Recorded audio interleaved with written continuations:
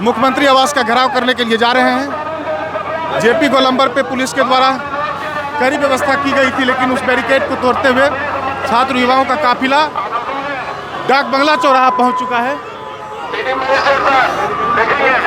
जहां पे पुलिस के साथ उनकी धक्का मुक्की भी चल रही है।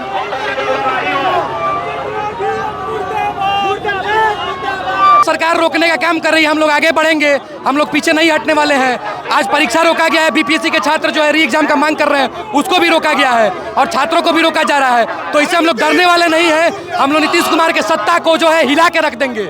ये 20 दिनों का जो संघर्ष है उनके 20 साल के सत्ता का आखिरी कील साबित होने वाला है। नीतीश कुमार इसके बाद से सरकार में कभी नहीं आने वाले हैं। मेरा नाम सत्यम भारद्वाज है और आज हम लोग सभी संयुक्त छात्र संगठन बिहार सरकार ने जो पेपर लीक का सेंसस चलाया है उस सेंसस के खिलाफ आज हम लोग आंदोलन करने के लिए आए हैं। जो 70वीं बीपीएससी की परीक्षा लीक हुई है, जो पेपर लीक हुआ है, उसके खिलाफ हम लोग आंदोलन चलाने के लिए आए हैं। और जब तक 70वीं बीपीएससी की पुनः परीक्षा नहीं होती है तब तक यह आंदोलन चलेगा। ये लोग कहते हैं कि फिर से लाठीचार्ज होगा, हम कहते हैं कि यह बिहार की धरती शहीद कॉमरेड दीनानाथ पांडे की धरती है। उन्होंने हंसते हंसते पुलिस की गोली सीना पर खाया है, हम भी वह गोली खाने के लिए तैयार हैं। जब तक हमारी मांग पूरी नहीं होती है हम यूं ही सड़कों पर इनकलाब बुलंद करेंगे। इनकलाब जिंदाबाद, एआईएसएफ जिंदाबाद। मन्नू भाई शर्म करो, शर्म करो, शर्म करो। मन्नू भाई शर्म करो, शर्म करो, शर्म करो। शर्म नहीं तो डूब मरो, डूब मरो, डूब मरो। संघर्षों की जली मशाल, इनकलाब जिंदाबाद। हम लड़के रहेंगे, हम लड़के लेंगे, तुम ना दोगे, छीन के लेंगे। हर हक हमारी, हर हक हमारी, है जान से प्यारी। हमारी मांग बस एक ही है, छात्र हित में अगर आपको फैसला लेना है तो अभी की अभी जो है री एग्जाम कराइए और जो एग्जाम लिए उसको रद्द कीजिए। नहीं तो ये जो आज डाक बंगला चौराहा जो देख रहे हैं, अभी सैलाब जो बना हुआ है, अभी हम लोग गांधी मैदान से 3 बैरिकेड तोड़ते हुए, जेपी गोलंबर तोड़ते हुए और यहाँ तक हम पहुँचेंगे।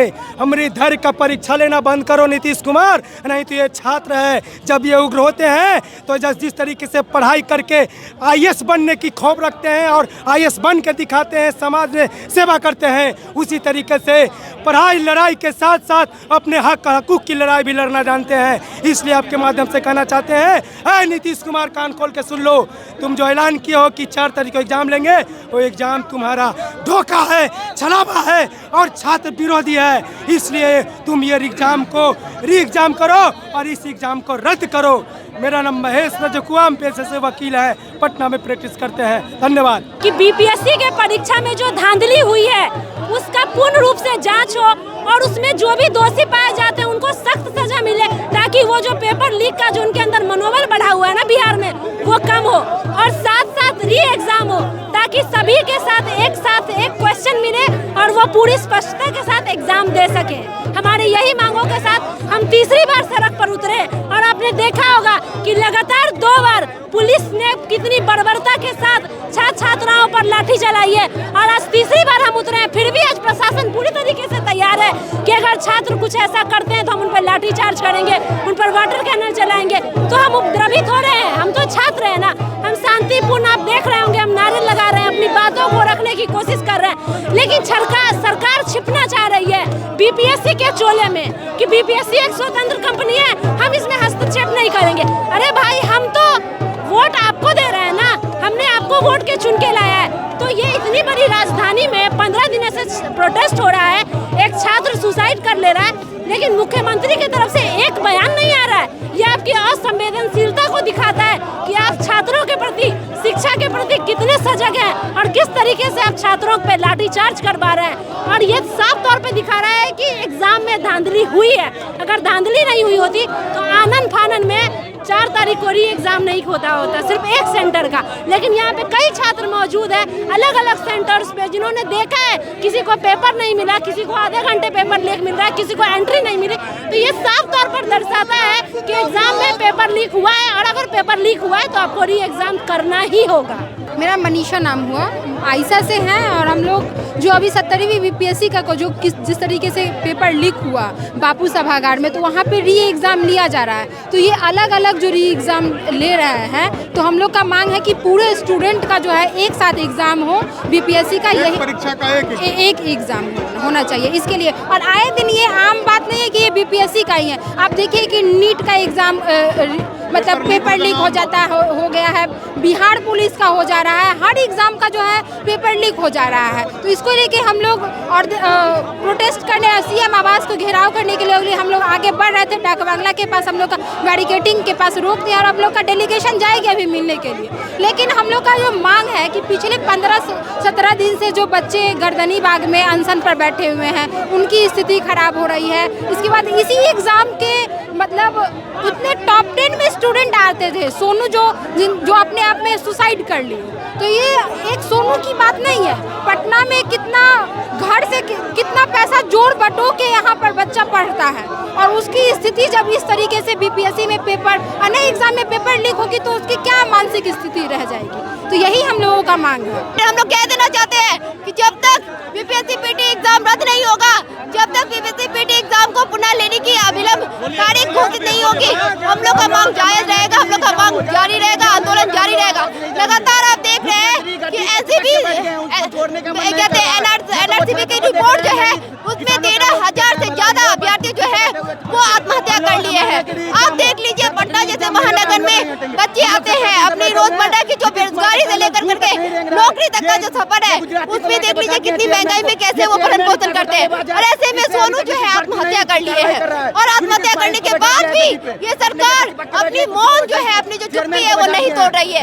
ये सरकार भाजपा तो शुरू से मनुवादी व्यवस्था स्थापित करना चाहती है। भाजपा शुरू से पूंजीपतियों को, कुछ चुनिंदे लोगों को और जितने भी गरीब दलित शोषित वंचित के परिवार के बच्चे हैं उन लोगों को कठपुतलियां बनाना चाहती है, उन सबको ऑपरेटर बनाना चाहती है, ताकि ये एक दिन का रोटी बस मिले इन लोगों को और ये लोग चुप रहे, अपने हक अधिकार की आवाज न उठा सके। ये दशरथ मान जी की धरती है, जब तक तोड़ेंगे नहीं तब तक छोड़ेंगे नहीं।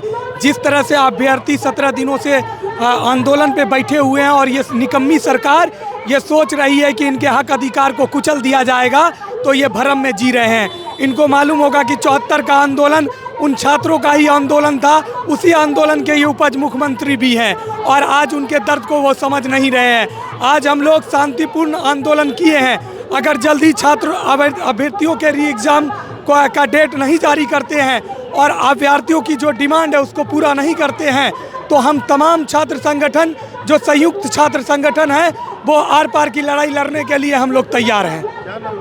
मेरा नाम कैसर रेहान, ताइक्वांडो अंतर्राष्ट्रीय खिलाड़ी, ऑल इंडिया स्टूडेंट फेडरेशन राष्ट्रीय परिषद सदस्य। पुलिस को यह बैरिकेड लगाना चाहिए उन चोरों को जो कि बीपीएससी का प्रश्न पत्र लीक करते हैं, जो कि बिहार के विभिन्न प्रतियोगी परीक्षाओं का प्रश्न पत्र लीक करते हैं। लेकिन पुलिस यह नीतीश कुमार के इशारों पर यह निहत्थे छात्रों के ऊपर बैरिकेड लगाती है, इन निहत्थे छात्रों को ऊपर लाठीचार्ज करती है और वाटर कैनन का डर दिखाती है। हमारा सीधा रूप से मांग है कि बीपीएससी की परीक्षा जो 70वीं पीटी परीक्षा हुई है उसे रद्द करके पुनः परीक्षा ली जाए। जब तक सरकार इन बातों को नहीं मानेगी, बीपीएससी इन बातों को नहीं मानेगी, हम तमाम लोगों का यह आंदोलन लगातार जारी रहेगा और तब तक जारी रहेगा जब तक कि हम लोग सरकार को उनके जगह पर, असली जगह पर, जमीन पर न लटा दे, उन्हें हम अपनी बातों को न मनवा दें। आप जानते हैं पटना बापू परीक्षा परिसर जो बिहार के सबसे हाईटेक है, जब वहाँ का एग्जाम रद्द हुआ तो बिहार का एग्जाम क्यों नहीं रद्द होगा। आप जानते हैं यहाँ मंत्री और विधायक बैठते हैं, जब यहाँ पटना में क्वेश्चन लीक हो सकता है तो समस्तीपुर, दरभंगा, खगड़िया में क्यों नहीं। हम लोगों ने मौर्या होटल के पास बैरिकेड तोड़ा नहीं, लेकिन यहाँ पे हम लोगों ने तय किया कि हम लोग यहाँ तक ही आएंगे, लेकिन हमारा उद्देश्य है कि छात्रों को न्याय मिले, इसलिए हम लोग यहाँ रुके हैं। चूंकि मुख्यमंत्री ने हमारे प्रतिनिधिमंडल से मिलने का जो है समय दिया है, इसलिए हम लोग माननीय मुख्यमंत्री से मिलने बीपीएससी अभ्यर्थियों के सवाल पे जा रहे हैं। हमारा मुख्य मांग है कि बीपीएससी अभ्यर्थियों का जो है पेपर लीक का जो मामला है उसकी उच्च स्तरीय जांच हो और दोषियों पर कार्रवाई हो। पटना डीएम पर जो है जिस तरह से छात्रों के ऊपर थप्पड़ चलाया उन पर कार्रवाई हो। हमारा डिमांड है बीपीएससी के चेयरमैन पर भी कार्रवाई हो। हमारा डिमांड है फिर से री एग्जाम कंडक्ट कराया जाए। इन मांगों को लेकर हम आज विधानसभा को मुख्यमंत्री को घेरने जा रहे थे।